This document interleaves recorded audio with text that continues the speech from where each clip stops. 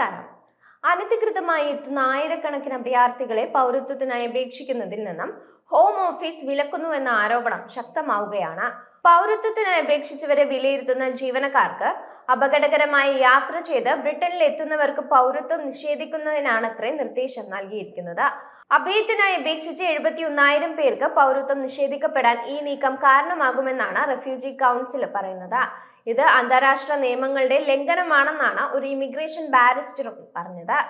അഭയാർത്ഥികളുമായി ബന്ധപ്പെട്ട് കർശന നിലപാടുകൾ കൈക്കൊള്ളുന്ന നേജൽ ഫറാജിന്റെ റിഫോം UK പാർട്ടിയുടെ അഭിപ്രായ സർവേകളിലെ കുതിച്ചു കയറ്റമാണ് കീർ സ്റ്റാർമർ സർക്കാരിനെ ഇത്തരത്തിലുള്ള കടുത്ത നടപടികളിലേക്ക് നയിച്ചതെന്നാണ് നിരീക്ഷകർ വിലയിരുത്തുന്നത്.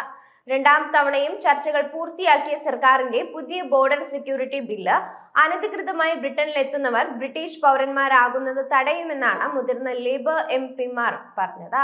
രണ്ടാം തവണയും ചർച്ചകൾ പൂർത്തിയാക്കിയ സർക്കാരിന്റെ പുതിയ ബോർഡർ സെക്യൂരിറ്റി ബില്ല് അനധികൃതമായി ബ്രിട്ടനിൽ എത്തുന്നവർ ബ്രിട്ടീഷ് പൗരന്മാരാകുന്നത് തടയുമെന്നാണ് മുതിർന്ന ലേബർ MP-മാർ പറയുന്നത്. ഇന്ത്യക്കാരെയും ഈ നടപടികൾ ബാധിക്കും. അമേരിക്കയ്ക്ക് പിന്നാലെയാണ് ബ്രിട്ടനും നിലപാട് കടുപ്പിക്കുന്നത്. അതേസമയം ഈ നടപടികൾ ഉടൻ നിർത്തിവെക്കണമെന്നാവശ്യപ്പെട്ട് രംഗത്ത് വന്ന ചാരിറ്റികൾക്ക് പിന്തുണയുമായി ഒരു ലേബർ MP വന്നതും ശ്രദ്ധേയമായിട്ടുണ്ട്. വാൽദാം സ്റ്റോവിൽ നിന്നുള്ള ലേബർ MP-യായ സ്റ്റെല്ല ക്രീസിയാണ് സർക്കാരിന്റെ നയങ്ങൾക്കെതിരെ രംഗത്തെത്തിയിരിക്കുന്നത്. നമ്മൾ ആർക്കെങ്കിലും അഭയം നൽകുകയാണെങ്കിൽ അവർക്ക് ബ്രിട്ടീഷ് പൗരത്വം നേടാനുള്ള വഴി മുടക്കുന്നത് ശരിയല്ല എന്നാണ് അവർ പറയുന്നത്. ഫ്രീ മൂവ്മെന്റ് എന്ന ബ്ലോഗാണ് സർക്കാർ നയത്തിലെ മാറ്റം ആദ്യമായി പുറത്തു കൊണ്ടുവന്നത്. പൗരത്വം നൽകുന്നതിന് മുമ്പായി അപേക്ഷകന്റെ സ്വഭാവം വിലയിരുത്തുന്ന നടപടിക്രമങ്ങളിലാണ് മാറ്റം വന്നിരിക്കുന്നത് എന്നാണ് അതിൽ പറയുന്നത്.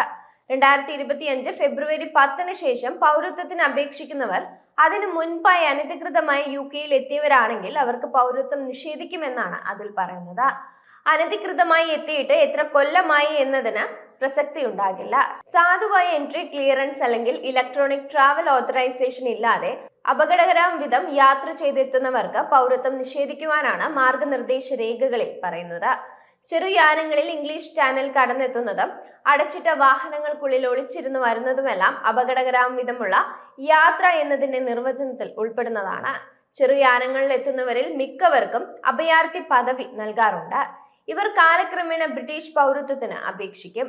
1630 പൗണ്ട് മുടക്കി പൗരത്വത്തിന് അപേക്ഷിക്കാനാകും. അപേക്ഷ നിരസിക്കപ്പെട്ടാൽ അപ്പീലിന് പോകാൻ അവകാശം ഉണ്ടായിരിക്കുന്നതല്ല. അതേസമയം അമേരിക്കൻ പ്രസിഡന്റ് ഡൊണാൾഡ് ട്രംപിന് മുന്നറിയിപ്പുമായി ഫ്രാൻസിസ് മാർപ്പാപ്പയും രംഗത്തെത്തിയിരുന്നു. അനധികൃത കുടിയേറ്റക്കാരോടുള്ള ട്രംപിന്റെ നയം മോശമായി അവസാനിക്കുമെന്നാണ് മാർപ്പാപ്പ മുന്നറിയിപ്പ് നൽകിയത്. അമേരിക്കയിലുള്ള ബിഷപ്പുമാർക്ക് അയച്ച കത്തിലാണ് ട്രംപിന്റെ നയത്തെ മാർപ്പാപ്പ വിമർശിച്ചത്. അനധികൃത കുടിയേറ്റക്കാരെല്ലാം കുറ്റക്കാരല്ലെന്നും അദ്ദേഹം കത്തിൽ പറയുന്നുണ്ട്.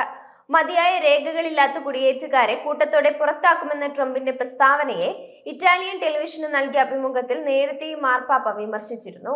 നാടുകടത്തൽ വാർത്തകൾ ശരിയാണെങ്കിൽ അതൊരു വിപത്തായിരിക്കുമെന്നും കാര്യങ്ങൾ പരിഹരിക്കാനുള്ള വഴി ഇതല്ലെന്നുമായിരുന്നു മാർപ്പാപ്പയുടെ വാക്കുകൾ.